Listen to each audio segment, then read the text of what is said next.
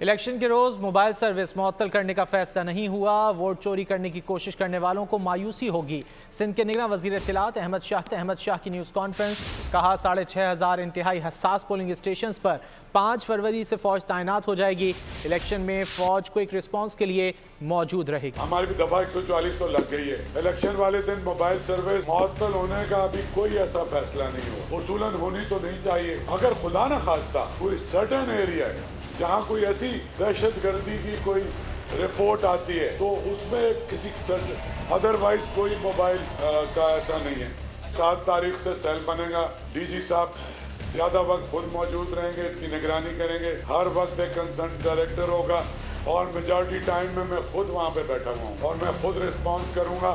तालका, तहसील, district, Karachi सारे red alert पे होंगे। सारी एम्बुलेंस तक पोलिंग स्टेशन के करीब मौजूद होंगी।